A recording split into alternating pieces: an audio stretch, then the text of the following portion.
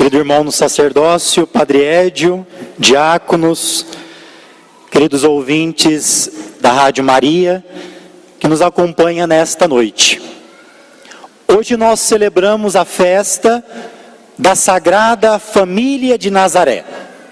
E é importante nesta festa lembrarmos que nós estamos no tempo do Natal.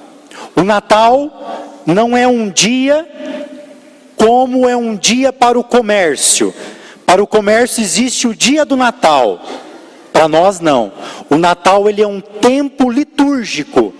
É um tempo que faz parte da história da salvação. Portanto, no dia 25, ou véspera, o Natal, é a primeira celebração que nós temos desse tempo. É a encarnação. Jesus, que nasce no presépio. O Verbo de Deus se fez carne. É a primeira liturgia do Natal. A segunda é esta que nós estamos celebrando hoje. Hoje nós celebramos o mistério de Deus, a sua vontade, que quis nascer numa família. Foi a vontade de Deus nascer no seio de uma família. Por isso que nós estamos celebrando a Sagrada Família. Ao celebrar a Sagrada Família, Deus está querendo dizer que toda família, no seu projeto, é que ela seja sagrada. Ou melhor, a família por Deus já é sagrada, porque ela foi criada para unidade e para indissolubilidade. Agora, o caminho da família ser santa depende muito de nós, como dependeu também do esforço de Maria, de José e de Jesus. Mas é desejo de Deus que seja sagrada. No tempo do Natal, a terceira celebração é a que nós vamos celebrar nessa terça-feira, dia 1º do ano, que Isabel já havia prefigurado ao se encontrar com Maria. Como posso merecer que a mãe do meu Senhor me venha visitar? E depois a igreja, no concílio de Éfeso, em 431, vai proclamar esse dogma de fé. E nós vamos celebrar isso no dia 1º do ano. Maria é a Theotokos, a mãe de Deus. Dia 1º nós celebramos que Deus tem uma mãe imaculada, sem mancha do pecado original, e no ventre da Virgem Maria, a mãe de Jesus, nasceu Jesus. Depois, continuando o tempo, nós vamos celebrar no dia 6, popularmente na cultura brasileira, nós chamamos como a festa dos Reis Magos. Esta festa ela é tão importante, é a Epifania do Senhor. Esta festa, a solenidade da Epifania, que significa manifestação, é para dizer que o nosso Deus não nasceu para ser luz de um povo. Deus nasceu para se manifestar para toda a humanidade. É um Deus que quer ser luz para todos. Esta é a festa do próximo domingo. E vamos terminar esse tempo no outro domingo, dia 13, com o batismo do Senhor. O menino que nasceu, agora batizado, começa a sua vida pública, a sua vida de missão. Portanto, para nós, católicos, são missas, são liturgias, são celebrações de preceito. Uma faz parte da outra. Eu não posso ficar escolhendo, eu vou nessa e na outra não. Não. Faz parte do nosso alimento espiritual vivermos todas essa liturgia. Primeira leitura de hoje, quando ela foi escrita, foi uma leitura revolucionária para o seu tempo. Hoje nós ouvimos, na primeira leitura, o livro do Eclesiástico. Quando o autor desse livro escreve, ele está escrevendo porque ele começou a perceber que naquela sociedade os valores da família estavam sendo esquecidos. Ele via os filhos trocando os pais pelas terras. Eles ficavam com as terras para não cuidar dos pais.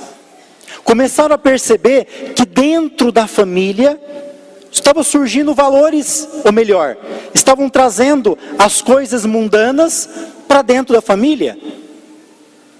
E aí, não se discernia mais. Ele percebeu então que o projeto de Deus para a família não estava sendo vivido. E você sabe que o texto para hoje, ele é totalmente atual. Porque as nossas famílias hoje também passam pelos mesmos desafios culturais, de igreja, que as famílias vivem.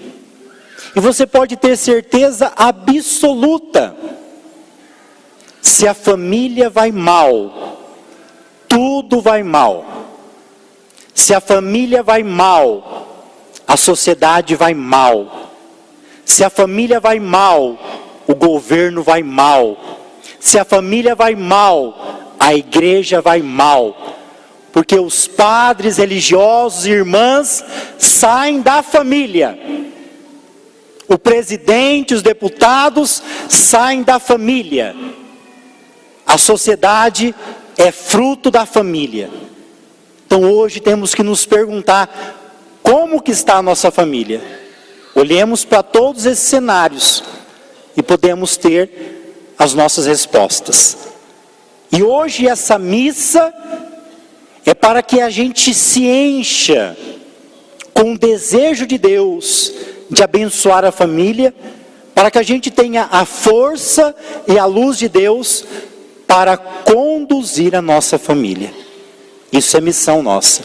Por isso que hoje o livro do Eclesiástico vai dizer assim: honra teu pai, cuida do teu pai, cuida da tua mãe, respeita os teus pais. E vai dizer de uma promessa: ao zelar pelos seus pais, ao cuidar deles, seus pecados serão perdoados. Ao ter esse cuidado, zelo pelos pais, 2 vezes vai dizer: quando você orar, os teus pedidos vão ser atendidos. E um dos pecados mortais que nós podemos cometer é de humilhar um pai e uma mãe. Quem humilha um pai e uma mãe, abre a portinha para o inferno. Diz o texto de hoje: ampara o teu pai na velhice.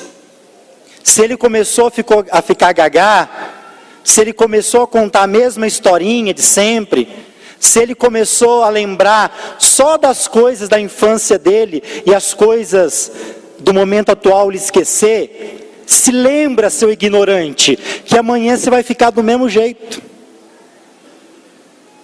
Cuida do teu pai e da tua mãe e nunca humilhe.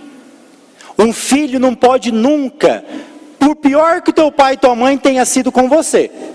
Porque tem muito pai, tem muita mãe que veio de uma formação ruim ou difícil. Porque também vieram de uma formação assim. Tem muito pai e muita mãe que teve um pai e uma mãe que veio de uma tradição, ou melhor, tradição não, que veio de uma cultura que não abraçava, que não beijava, acabou sendo rude, o jeito que tinha de educar às vezes era batendo. Mas você hoje não precisa reproduzir na tua vida o que não foi bom. É claro que nós somos influenciados, mas influência não é determinismo. Deus pode te fazer um pai e uma mãe melhor do que o teu pai e tua mãe foi, mas isso não te tira a obrigação de cuidar do teu pai e da tua mãe.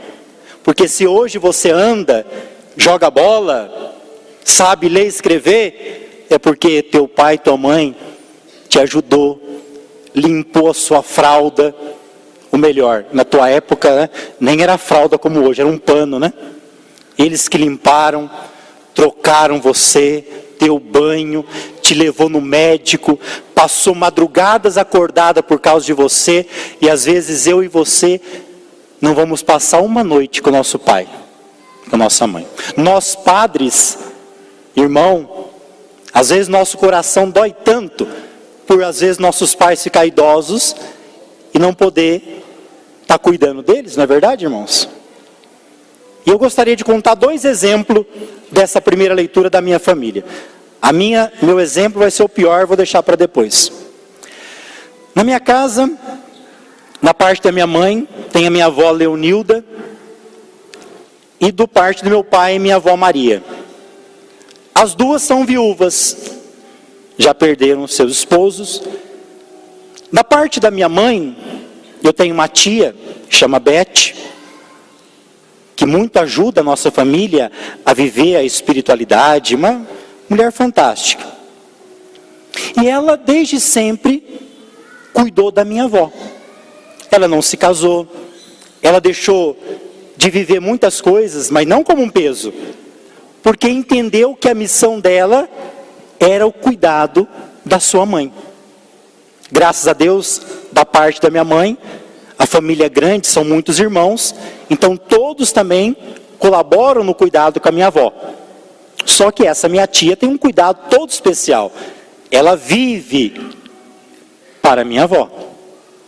Da parte do meu pai, é um exemplo que eu me admiro demais. Se um dia eu tiver 1% da santidade do meu pai, está ótimo. O meu pai, ele sai todo dia de casa antes do almoço. Ele mora no centro, perto da igreja Nossa Senhora Aparecida. Ele vai lá para a Vila São José, todo dia, para fazer a comida para a mãe dele, que tem 100 anos. Vai fazer a comida, passa a parte da tarde, fazendo as coisas da casa, vai embora no finalzinho, quando chega uma sobrinha para dormir. Menos no sábado, que ele dorme com ela. Isso todo dia. Essa é a dedicação dele. E eu acredito que tanto a minha tia quanto o meu pai, quando reza a Deus, a sua oração é atendida, porque está vivendo o que o livro do Eclesiástico está pedindo. Então que hoje essa leitura abra também a nossa consciência de cuidar desses tesouros que Deus nos deu, que foi os pais. Evangelho de hoje, Evangelho de São Lucas, ele fala da apresentação do menino Jesus. Quando a criança completa 8 dias de nascimento, ela é apresentada, dá-se o nome. Nesse dia é o dia da circuncisão do menino, né? Corta-se o crepúsculo. Depois tem um rito passa 40 dias, né, de purificação. A mulher tem todo um rito de purificação. O texto de hoje disse assim: os pais de Jesus, e o Evangelho não dá nome para eles, claro que nós sabemos, mas o texto fala os pais de Jesus, para dizer também que toda família precisa também ser pai e mãe de Jesus. Os pais de Jesus iam todos os anos para Jerusalém. Em Jerusalém era o lugar da peregrinação. Esta festa que está sendo celebrada é a mais importante, é a festa da Páscoa. Mas é muito provável também que foram em outras, a festa de Pentecoste, das colheitas, e outras festas também judaicas, que se iam em Jerusalém. Mas a festa da Páscoa era mais importante. Então os pais de Jesus iam todos os anos para esta festa. Então Jesus também se acostumou todo ano ir na festa da Páscoa. Mas veja, não é uma religião de uma vez por ano. O dia a dia de Jesus foi ser inserido na religião, Se fosse hoje, a gente diria assim: Jesus sabia rezar o Pai Nosso, Ave Maria, o credo, até o credo, a oração do Santo Anjo. Os pais de Jesus ensinaram ele não ficar numa decoreba de oração, mas a falar com Deus.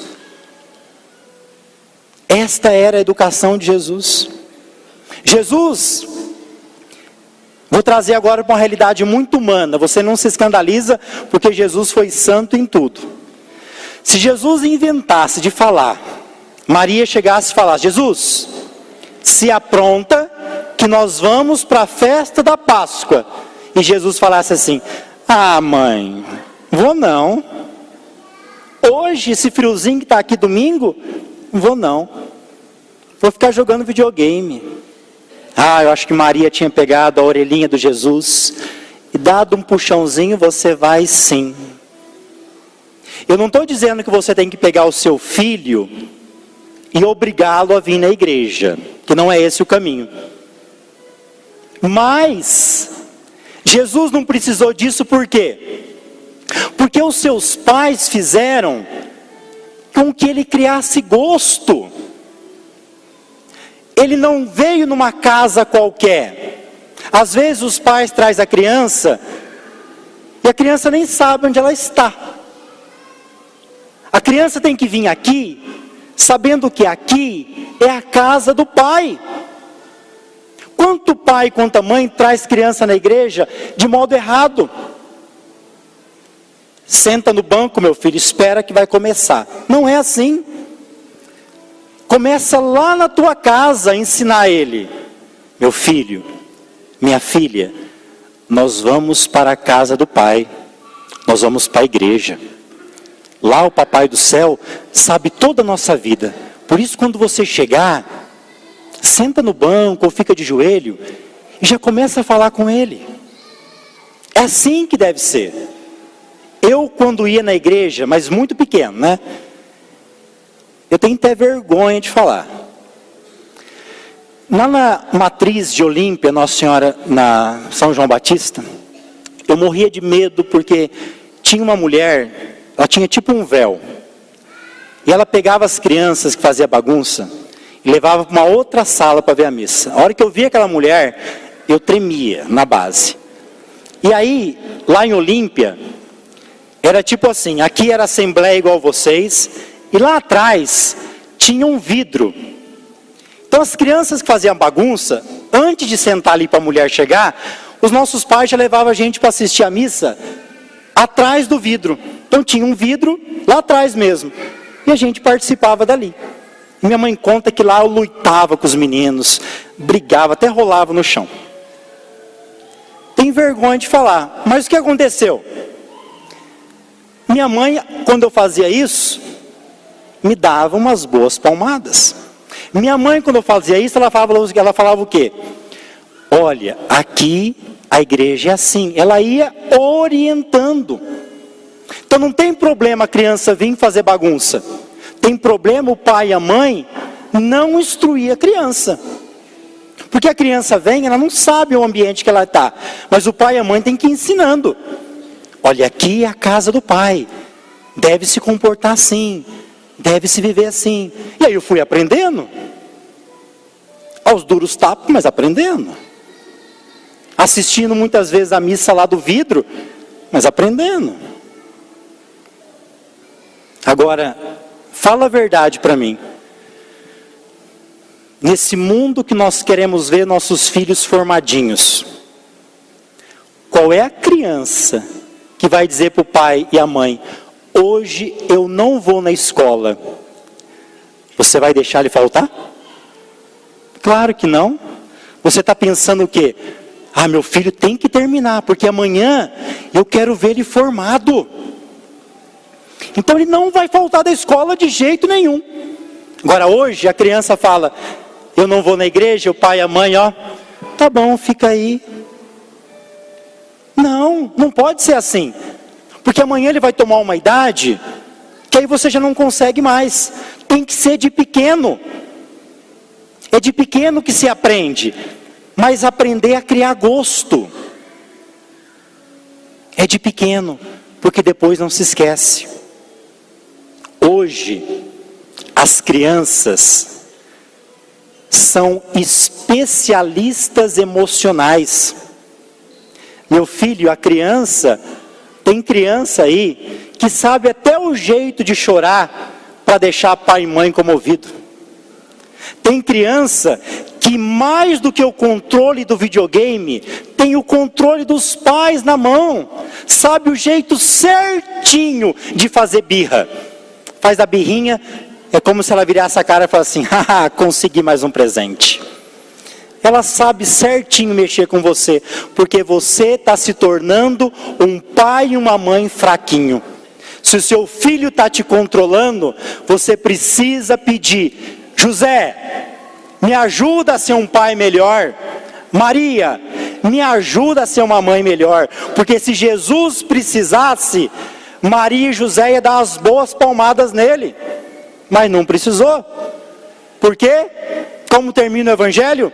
Jesus era, fala bem forte, obediente. Ele era obediente. E nós somos desobedientes. Jesus completou 12 anos.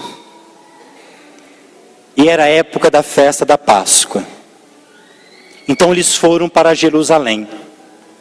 Quando o menino completa 12 a 13 anos, ele é levado para o ritual da apresentação. É nesse momento que o menino vai ter o primeiro contato com a Torá. É o rito do Bar Mitzvah. O menino, por um tempo, ele é instruído na Torá, no Pentateuco. No caso de hoje, o rabino tem um momento de formação com ele, e outros.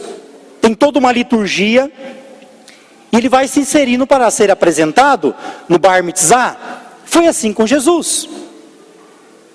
E quando se ia para Jerusalém, porque a família está saindo de Nazaré.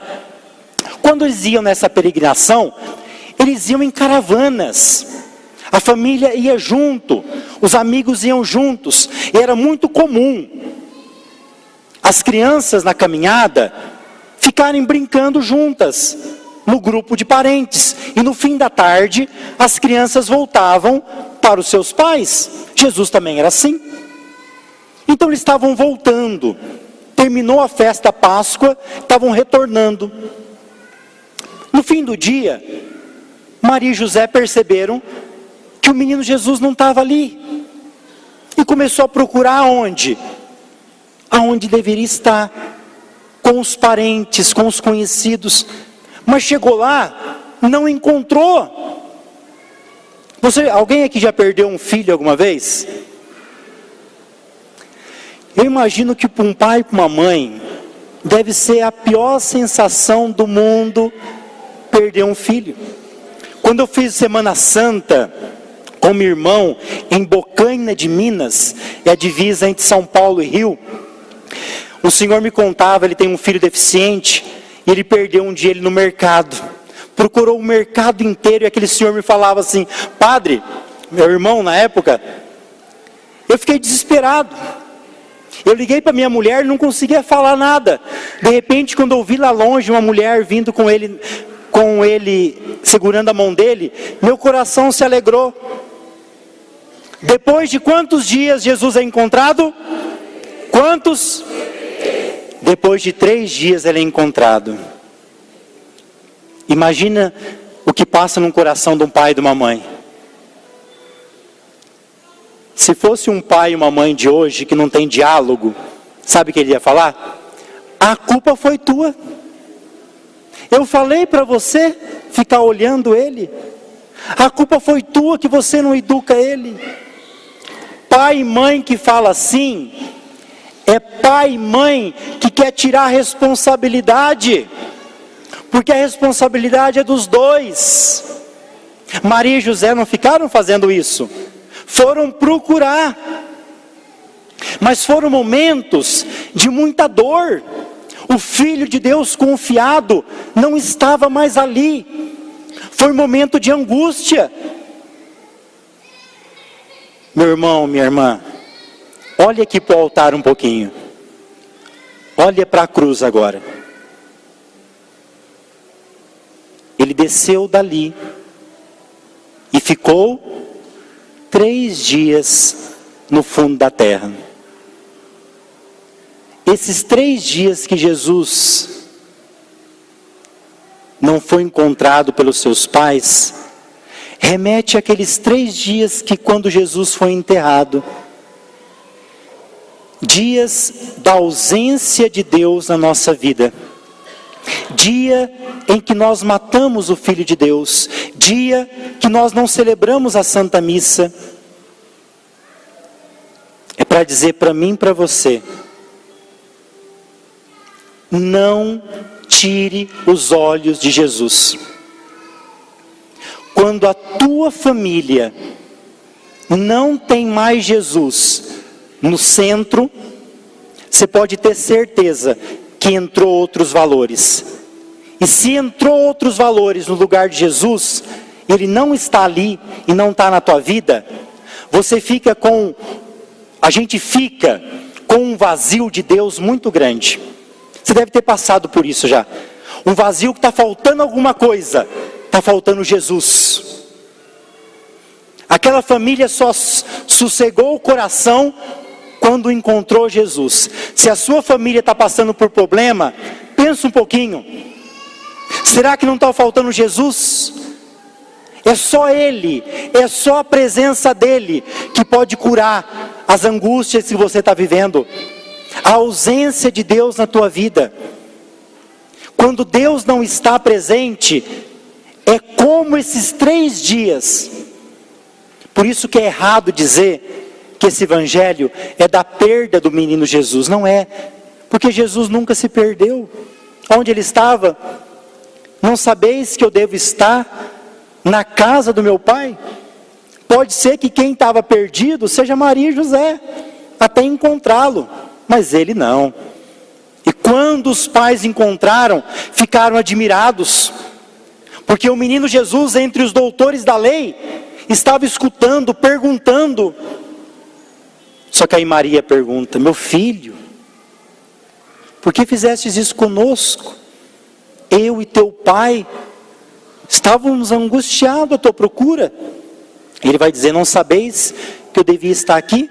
E diz assim: Maria guardava tudo que ela não compreendia no coração.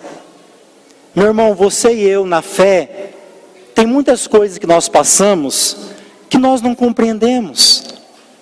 Mas faça como Maria, guarda no coração, para que Deus, conforme o teu coração cresça no amor a Ele, vai te dando as respostas também. E Jesus voltou para casa com os seus pais e era obediente. Um Deus obediente. Obediente para se encarnar. Obediente para servir. Obediente para lavar os pés dos discípulos. E diz que Jesus crescia. Em quê? Estatura. Como? Sabedoria e graça. Que coisa triste quando uma criança cresce somente igual o Padre Durvano, em altura e estatura. Oxalá que amanhã você possa olhar para o teu filho e tua filha e dizer assim: meu filho cresceu em sabedoria, minha filha cresceu em graça. Nós não fomos feitos para crescer somente em estatura. Nós somos criados por Deus. Então cresça em estatura, sabedoria e graça. Que Deus abençoe a sua família. Louvado seja nosso Senhor Jesus Cristo.